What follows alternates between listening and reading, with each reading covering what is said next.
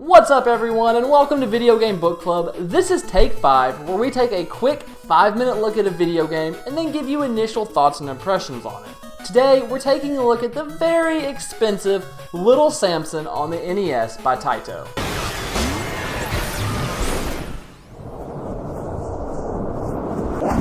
Published by Taito and released in North America November of 1992, Little Samson is now over 20 years old.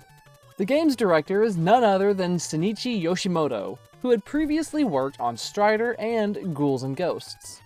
By now, I'm sure you've heard the game mentioned many times by many different people, but that wasn't always the case back when it was originally released. You see, Taito published this game in 1992, almost a full year into the Super Nintendo's life. This fact alone proved to be more than even Little Samson could overcome, and it was soon cast aside and forgotten. This is more than likely the cause of the game's overinflated price. As of this recording, a loose cart will run you close to $1,200. But be careful, as there are more and more AliExpress counterfeits popping up, and they are starting to look pretty legit. The main question is though, does Little Samson have what it takes to pull in that much money? While this game overall is an excellent platformer, I don't feel like there is any way this game, or any other game for that matter, should be demanding $1,200. That's a lot of money, especially when there are many other ways that you can play it. Taito gave us a hit with Little Samson. This is an absolutely solid platformer with amazing sprite work and music for the 8-bit console generation. You are given 4 characters to play with throughout the game once you play through their respective intro levels and have them join you on your journey. These characters are all unique in their design and playstyle. They also have their own theme music that plays on repeat when you swap between them during a level.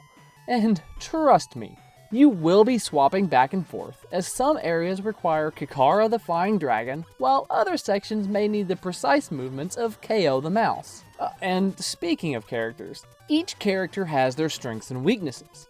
Little Samson is fairly quick and throws bells to attack his enemies from a distance. How do we know that those things are bells? Well, honestly, it's hard to tell from the sprite itself, but the Japanese title of the game is Little Legend of the Holy Bell, so we kinda get it from that.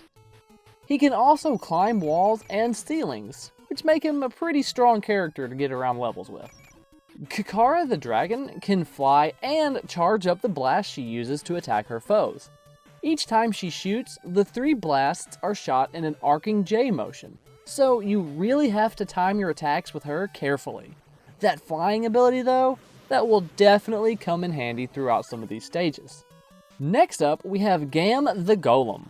Big and slow, but packed with power. His extending reach punch is more powerful than any other character's attack, and his big body takes less damage than anyone else, allowing him to walk over spikes without taking any damage whatsoever. Gam is also the only character able to use his attack in 4 different directions. KO the Mouse is our 4th hero, and by far the quickest. Unfortunately, that does come with being the weakest. KO starts with the least amount of health, but will make up for it in other ways, like his ability to jump high, he's very fast, he can climb walls and ceilings like Little Samson, and he drops bombs to attack the enemies. But don't worry about KO's low health, as the game offers you plenty of opportunities to increase the health meter of your characters. My plan while I was playing through was to start with KO until he's about even with Samson, then just go from there. Of course, you are absolutely free to play however you see fit. Boss battles are fun as well.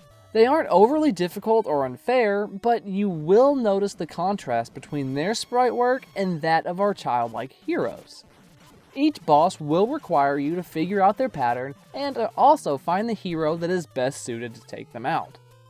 In order to get to the boss fights though, you have to play through the levels, and I must say the level design in Little Samson is top notch. These levels are great. They're not unfair, they use great sprite work, and they are just beautiful works of art. Overall, it's safe to say Little Samson is a standout platformer on the NES. Taito's answer to Adventure Island, Mega Man, and even Mario to an extent was a good one. While some overly expensive games are absolute crap, this is not the case for Little Samson.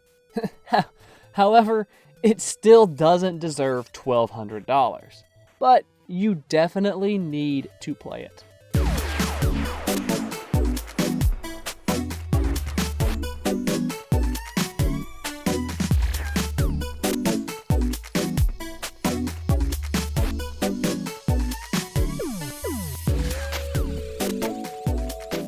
What's up, everyone? Welcome to Video Game Book.